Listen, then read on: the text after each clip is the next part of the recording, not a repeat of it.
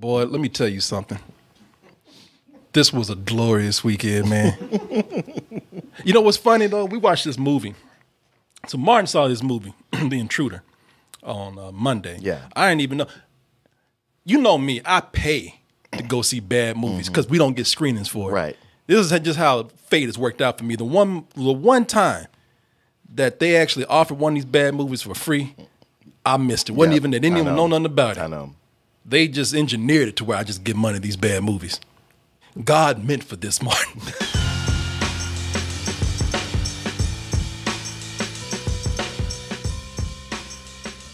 You okay? It's not your house. This guy is dangerous. We always talk about how white people go into a house where there's a demon, and the demon it fucks with them, and they won't leave. They won't leave. They lash that out, man. We paid good money for this. They ain't going. Right. They've done that shit so much that the white people have become the demon. Black people actually the role of white people, and white people the role of the demon. Black people move into a nice house and got this white man that's with them, and they just don't want to go. This house means this much to that man. He can have it. If you crazy enough to fight for this house this way, take it, man. I'll find something else. Shit, this shit's out in the. They even say in the movie, like, man, this house is so far out in the country. Michael Ealy is in the movie. He plays a dude named Scott. You know Michael Ealy. He's been in, you recognize him. He's been in barbershop movies and stuff. In this movie, he even tells his wife, played by Meagan Good, she plays Annie. Annie talking about, I just want this house. But she just wanted just because she just want to test him. Yeah, it's like she has some fantasy, some fairy tale in her head. What's weird is everything that gets shown off about the house is stuff to make you go, yeah, I don't know. I don't think so. I don't, yeah. But her, no, this is the one. Every house that they've looked at, he's like, yeah, this is cool. This is cool. He got to one and said, I don't know about this. That's the one. Just so she could just test him, just test his ass. Oh, baby, if you love me. Yeah, that's it. And he even tells her, ever since we got this house, all I do is get up, drive miles to work, work, drive miles back, go to bed, get up and do the same thing the next day because we are out there. Yeah. Give this house back to this man if he wants it. And that's what Dennis Quaid comes in. Dennis Quaid comes in talking about, I'll give you this house, but my soul's in it. He said, I ain't leaving without it. He's making crazy faces from the drop. Oh, from the drop. And you know something? That's what I got to tell y'all, man. It's like, because y'all know he got a brother. Dennis. Randy. I'm talking about there's Dennis, and then there's Randy. Yeah. And you can tell just by the name, Randy ain't the attractive one. Randy done been the ugly brother for so long, he finally lost his mind. He couldn't take the pressure no more. Randy Quaid has finally lost his shit and just advertising it for everybody online. The rigged Russian witch hunt goes on and on as the originators and founders of this scam. Okay, thank you, man. All right. He done put all these videos out here. Ain't nobody listening to this shit at all. He really thinks he's doing something. He's doing performance art. He's in another movie. Oh, no, he don't even think he's doing performance art. He think he's actually, he's doing some, he's actually out there protesting. He's actually doing some good. No, you crazy. But hey, we still got Dennis. Dennis is all right. No. He gone too. He just channels it into his roles. And I got to tell you, a lot of people been talking about his performance in this movie, The Intruder, and talking about he's over the top. And yes, he is, but I love it. I love it. It is one of the best performances I've seen this year so far. And believe me, it's going to be some spoilers in here, but first of all, nothing should shock you. If you calling spoilers for The Intruder, you need to go check yourself into an institution or some shit. There's something wrong with you. Crazy Dennis Quaid. Shit, you need to be making videos like this. Hey, stop drilling holes in my house. The man acts like the house still belongs to him. What's up, Negro? No, what was he gonna do had Michael Ealy just turned his head a few degrees to the right and saw him there? Probably choked his ass out. Shit, Charlie way too confident to flinch from Scott. Right, look at him. He's like, I don't give a fuck. Let him look. Shit, I'm right here, bitch.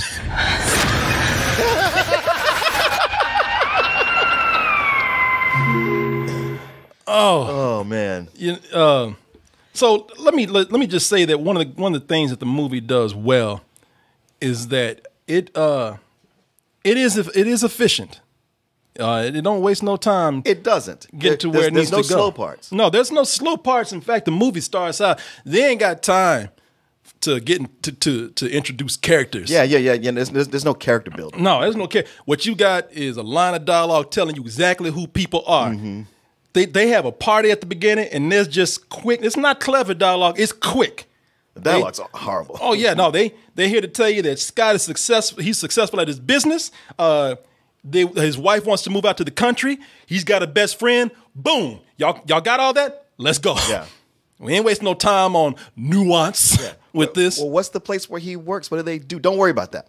It wastes no time in showing you that Dennis Quaid is nuts. Right. He comes right from the beginning. This fool comes in. Y'all saw in the trailer him skinning the deer. Now that is where you need some exposition. That's where you need the backstory. Scott and Annie looking at a deer, and they're like, oh, and it's not even a full-grown deer. They say it looks like Bambi.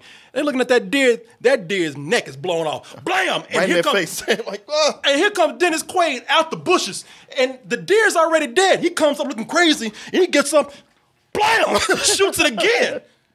He killed that shit like it was a zombie. Or like that deer had this couple at gunpoint about to rob him and shit. It's like...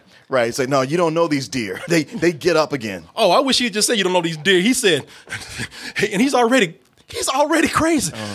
Sorry, there's a bounty on deer around here. Like these deers have committed crimes. Like this is the old west, and these deers are wanted for murder. Can we have some normalcy before we get into this crazy shit? Also, nobody just rolls up on your house. They call first and make an appointment, so he knew they were coming. Yeah. Now, keep in mind, we are 10 minutes into the movie. Oh, yeah. If we are 10... maybe not even 10. Yeah. Maybe not even 10.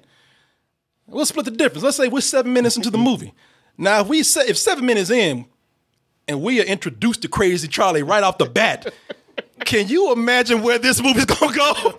This movie's an hour and 42 minutes. 7 minutes in, hey, I'm Charlie. Charlie goes from being very friendly to like, oh, and here's the house, and here's the tapestry, and we have this here. And they go, huh, that's interesting. And the minute they don't go, oh, that's wonderful, he's staring at him like this. Oh, yeah. To the point to where they turn around and catch him doing it, and he's not even quick to like fix his expression. He's just like, Oh, yeah. Well, let me show you the bathrooms. Yeah, I'm surprised nobody caught him. Even from the back of his head, you can see him trembling and shit. Yeah. When they say something he don't like. Yeah, we're going to have some new paint on that corner right there. What's so funny, man? Oh, nothing. Let me show you the bathroom. It's like, can y'all not figure out right now that you need to let this man keep this house? You look at Dennis Quaid and you're saying, oh my God, this guy's nuts. These people are in danger. I feel invested in them. I want them to be safe. It's like, nah, because they dumb as a man. Well, it's the movie sets itself up to be super frustrating, and clearly it's written by a man who hates women, because while Michael Ealy is going, hey, something's not right with this dude, no matter what happens, Meagan Good, the wife, is always like, oh no, he seems fine. Yeah, he's just lonely. Yeah. Oh, why are you being like that? You know, it's one of the biggest things to laugh at is how often she's able to go, I think you're blowing out of proportion.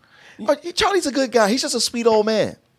Well, she's kind of reacting to Michael Ealy as Scott because Scott. Thing is, man, either you don't feel invested in these characters, but either they're assholes. They're just dumb. Just dumb, yeah. Michael Ealy in here. Michael Ealy, the thing is, okay, we know that Charlie's off. And by giving certain signals, that the characters don't see on screen, we get those psychotic moments where the movie's cueing us in that Charlie is dangerous. But they don't know that yet. Sure. Right off the bat, Michael Ealy is already talking down to Charlie. And it's not a thing where, okay, no, don't get me wrong. By the time the movie's done, Scott is well justified for everything that he does. But you can tell Scott is a dick no matter what part of life he's in. Well, there's things they drop about Scott, about his past. But the way Dennis Quaid comes at him from the beginning, it's very confrontational. The guy he's kind of challenging him right off with little subtle microaggressions. And the one thing I would say it's subtle, but it's not, is that most of the movie, Dennis Quaid is wearing that red MAGA hat. It just doesn't have the letters on it, but it is otherwise one of those hats. By the time they're selling the house, Dennis Quaid as Charlie, he's being cool. He's like, look, all right, the house is fine. It's yours. Hey, even if he was being aggressive, he's like, you won. Now all they got to do is both of them be the bigger man.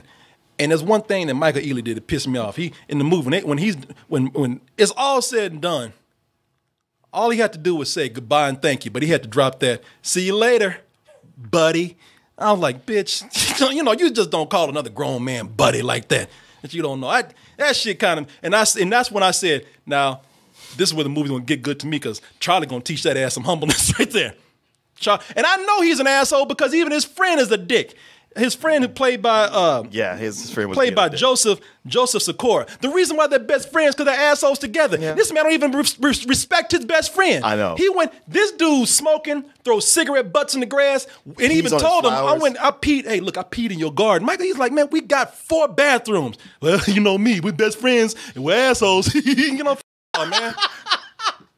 Bitch, y'all some bitches, man. You kind of root for Charlie a little bit. It's just kind of like, look, Charlie, y'all justified, but I can't wait for Charlie to come out and teach y'all their ass something. Next day, when Charlie shows up and starts cutting that grass and saying, "Yeah, I just went in my shed. I mean, your shed, and got my lawnmower. I mean, your lawnmower, and cut my grass. I mean, your grass." It's at that point, it's like, okay, man, you just made this uncomfortable, and we got to really have a talk with you. Well, that's one of the things about the movie that does make it that they do right, is that it does get uncomfortable, effectively uncomfortable. It's already uncomfortable when he shows up and starts in on them as a couple with both Scott and Annie, especially when Charlie, as you say, just starts getting aggressive. Yeah, over a little bit too possessive over something that's not his anymore. Stop drilling holes in my house. What are you doing here? When I was down the road, I was fishing, I saw the security van go by. Be careful with these vines. It took 50 years for these things to grow on the house. It's not your house. Yeah, you didn't say that shit to his face. I'm waiting for Charlie Bell. What you say? I said, have a good day, buddy. It's Annie, man. And Martin already said it. She'll drive you crazy. And Annie just loves Charlie like she's adopted a pet. I've invited Charlie over for Thanksgiving dinner, and Scott is like, why you do that shit? Ask me the this. Charlie I told you couldn't come over here no more? That's the Charlie you invited for Thanksgiving dinner? He doesn't have anyone, Scott. I feel bad for him. She never sees anything wrong with Charlie, though every time Charlie looks over at her, he's looking crazy. There's and the thing is, Charlie ain't stupid. He uses that, and this is where it got fun to me. He uses that to just f with Scott. Yeah. He's their Carlos. Yeah. Like when Scott's coming home from a hard day of work and driving. Yeah, driving. Oh, look who's here! It's Charlie just dropped by, and Scott's like, God damn it! Got them glasses. Jesus. They're like, tell you married Charlie. Shit, bye. Y'all take this damn house. Y'all want to be crazy together. And that's where it gets fun, because that's when Charlie starts to say, you know what? Forget this house. I want to. Yeah. I'm about that ass. You look at her, I get it. Yeah. The girl is crazy hot. But yeah, you start going, I'm losing sight of his motivation here. Is it to get the house back, or is it to get her? I ain't never been with a black chick before. Yeah, as a matter of fact, there is a scene, because most time you get the impression that he's got something for her, but you don't know. But there's one scene where she turns around and he stares right at her ass. And at that moment, I heard a laughter in the theater that sounded exactly like yours. And I was like, that is cued to where Corey would laugh. Oh, you know what? Maybe I felt the energy out there. Maybe you laughed today and it traveled back. Yeah, to the you can tell he wants to hit because he's showing up in these old man clothes. They're all baggy and everything. Next thing you know, he's wearing tight shirts, hair slicked back, skinny jeans. He's skinny jeans. He's bringing flowers to the house, and when he's doing all of that, the whole time, Scott is just like, "Look, man, this is getting weird now," but it gets to a point where Charlie starts to know their schedule. Charlie in them bushes, and you know what the schedule is, and he starts showing up when Scott ain't around, and it's funny too because it's you know there's nothing normal about Charlie at all, but it gets even crazier when Charlie starts looking suspicious and thirsty. Yeah. Because Charlie just starts coming to the house and making an excuse. First, he just starts showing up and talking about, I wanted to get the yard done. Is Scott around? And then like, I noticed Scott was not home yet. And I didn't know if you had dinner yet. Yeah, I brought you pizza. I heard he was in the hospital, so I brought you a pizza. Yeah. Oh, that's sweet of you. No. When my wife was sick, I didn't get a chance to eat, so I figured you wouldn't have a chance. Oh, hey, I sprained my ankle. You mind if I come in and use a bandage or two? It's like, Jesus. And now, at some point, a woman in her right mind would say, no, my husband's not here. You'll have to come back later. No, not Annie. Every time, no matter how crazy it gets, Annie's like, no, Scott's not here. You want to come in? I was like, what the f? And at the door, when he's been making crazy eyes and everything at you, and when he gets in there, he don't waste no time. I mean, you can almost hear him staring at this girl's ass right here. It's this man. My favorite part in the movie was he gets into it so much. He's like, at this point, he's so convinced, like, man, shit, I done threw some game down. Oh, right. You mean? Yeah, he's like, convinced. I got this. Yeah. There was one point where he's just standing looking at her taking a shower, and he's just like, shit, you know what? I'm gonna go for it right now. Yeah. Right. But he just decided to get naked. But that look on his face, I'm like, he's unbuckling his pants.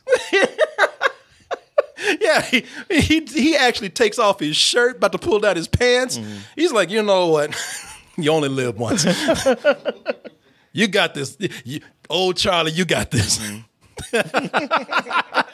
As I was saying, look, it's one thing for a movie to have a villain in it where the villain, we already kind of stretch it with thrillers. But it's another when they try to make a villain everything when the movie's just a thriller.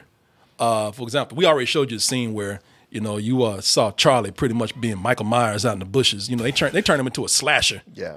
At this point, but then later in the movie, he becomes like. Did you notice he becomes like a special forces guy? Yeah. And I shit you not, watching this, Scott comes back to the house, for the big rescue scene. But Scott ain't got no skills. Scott ain't nothing. Scott can't fight. Scott can't even fight. But from that moment, I don't know, maybe there's something they didn't tell us about the guy. Like, I don't know, maybe he fought in Iraq, Afghanistan or something, because when he hears the door slam open, Dennis Quaid gets down on the floor and just starts low crawling. And everybody in the audience was like, the f is he doing? He's just like crawling like a caterpillar on the floor. And then, from that point on, he really does turn into Rambo or something. He's a special forces dude with skills we never knew he had. He's I would even say beyond that. That dude's a goddamn ninja at this point. He's sneaking down, cat leaping on people. And then he just goes into full beast mode. He just busts them through doors. Oh, yeah. Yeah, the whole Shining. Yeah. Everybody sees that scene and goes, oh, bro. Yeah, come on, man. You like... Yeah, y'all didn't want to leave any of them on the table, huh? He like Jack Nicholson on meth right now. Yeah. Because there's a point he picks Scott up and throws him. Did you notice that he roared? He was a lion roar. Yeah. And I'm just... Incredible Hulk. Yeah. On the bear. I'm like, what the f is going on here? It's like, this is... So, I know that we had to get things moving, but a little information would be nice. Where'd he get these skills from? You don't need to know. This is shit that Liam Neeson don't even do. It's because he's crazy. Oh. That in movie language, if you're crazy, you can do anything. Oh, I got you'll do crazy it for any power. reason. They finally get to a point where, all right, finally, these characters are doing something. And the movie just ends. Do you remember this? Movie just stops. It's one of the worst endings. It's like they... Well, I mean, they did, they at least say, I feel like it had an ending of sorts, but it didn't really explain a whole lot. It's an abrupt ending for even a movie that ain't trying to do anything. This is kind of like, all right, y'all need to come in and at least have. You don't need a whole lot of explanation, but you need to have something that makes it feel like the narrative has some closure right here. Because it just felt like, okay, y'all ran out of script or whatever and just stopped. If there was any kind of explanation, it was when they finally talked to his daughter and she tells them, this is what he wants to do. Laying out what his plan was, I was like, what?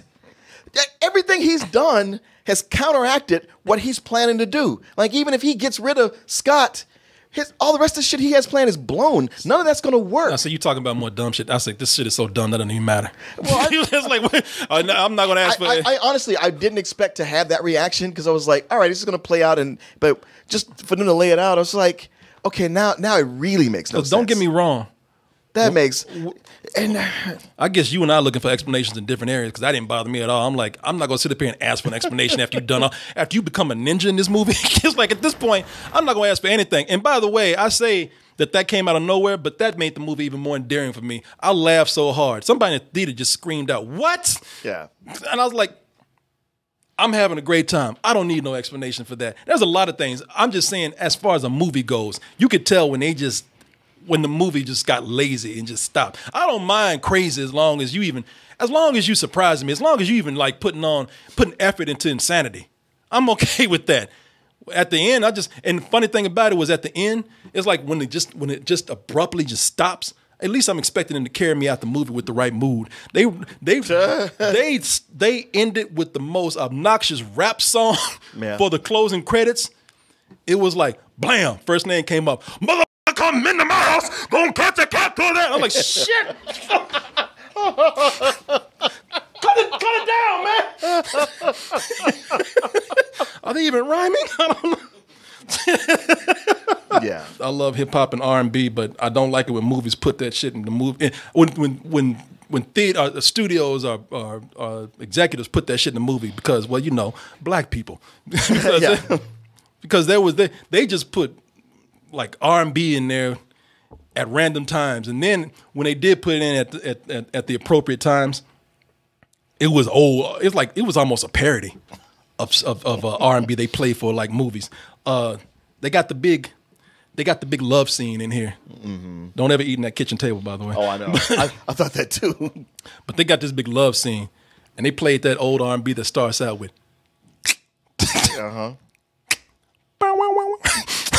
And I was like, wow, we back in the back in the 90s. Yeah, 90s with it. In addition to having like ninja skills, special forces skills, one thing that, like I say, they just have them do these things. But you know, the problem with no explanation is it just feels like, well, we're just writing this for convenience more than anything. Mm-hmm. There's even a point where he's got daredevil skills. She's in a phone in the next room talking with the not on speaker, with the cell phone up to her ear, and you can and he's listening to everything Michael's saying with his daredevil hearing. Yeah. She's like, oh, Charlie's here. Is that crazy mother still in my house? I heard that with my super hearing. I actually had a good time with this movie. I laughed so loud. And there's a big secret here that I'm sure you don't want to reveal, but it's probably the stupidest thing of all, and it's so telegraphed that when they finally go, huh? You're like, yeah, I kind of figured there was something like that going on. Oh yeah, no, it's the only reason I didn't guess it because it would just seem too dumb. No, I had guessed it from the moment they did that scene. I was like, come on, y'all. I mean, there was a lot of times I yelled, I wanted you out the screen, girl, why you letting them in? Stop! But when Michael Ealy got up at one part, he's like, I just keep sensing that. Man, are you that stupid? Yeah. And people in the audience, it's like, I even wanted to get up and I was just like, black folks, are you with me? Talk! Talk to the screen. I'm in love with this movie, man. You know me, man. I go to a movie and I'm by myself. Why am I going to act crazy? I'm by myself. I'm not going to look like Dennis Quaid in the middle of a movie. You know, I'm not going to be doing all that. Yeah. I'm just going to sit there and kind of be quiet. I'm not going to over-exaggerate. But I laughed out loud so many parts in this, sitting in that row by myself, man. And there were other people sitting a little bit down from me, but I was like, I don't care anymore if they hear me. This is amazing. It's close to some bullshit. And I want to give it some bullshit because it is a bad movie, but sometimes you just get so much entertainment value from something that I got to give it credit. It's some bullshit, man, but I can't even go, it's a good some old bullshit because you entertain me. Not once in this film did I feel like, man, I want to go. I wanted more.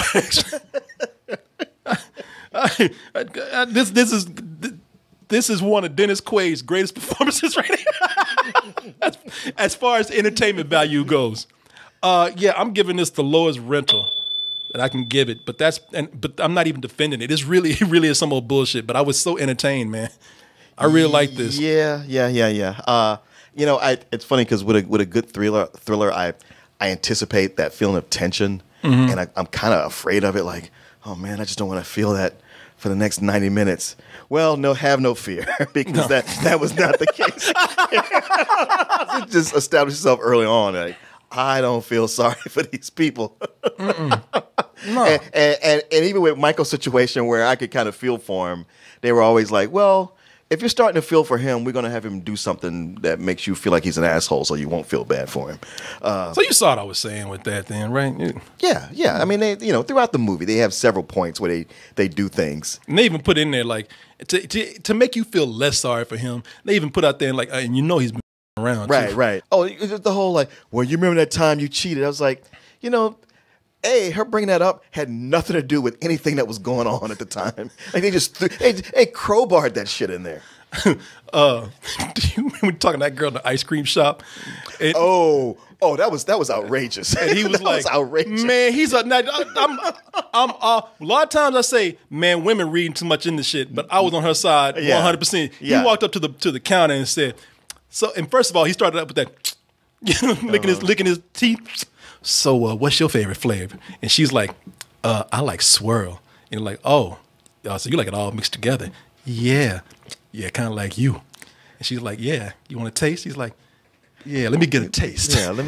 And then when they get to the house, let me get a lick. Yeah. And then when they get to the house, she was like, what was that? And he's like, what? We were just talking. Oh, now I can't talk to people no more. Nigga, don't nobody talk like that. You knew good goddamn.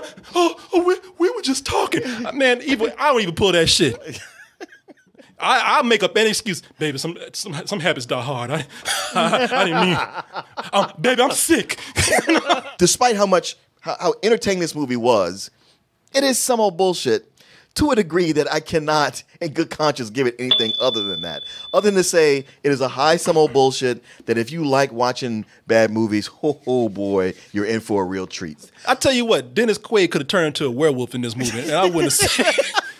I would have said shit. It actually would have made more sense than what they end up doing. Yeah, I would have said, I would have been like, nobody told me. So okay. That's why he can crawl on the walls. Yeah. Okay, all right. He's got super hearing. I get it. Yeah. He's slobbering every time his girl comes by. All right. Makes sense. That's why when he throws Scott, he's like, oh. Thanks for watching, everybody. You're always welcome here. But if you're coming back, you might as well hit that subscribe button. And if you really love what we do, check out our main site, doubletoasted.com. Over there, you'll find a long-form version of this video, unedited, uncensored. And also, the live streams that we do almost every night of the week. Support us at d2merch.com. And remember to always stay toasted.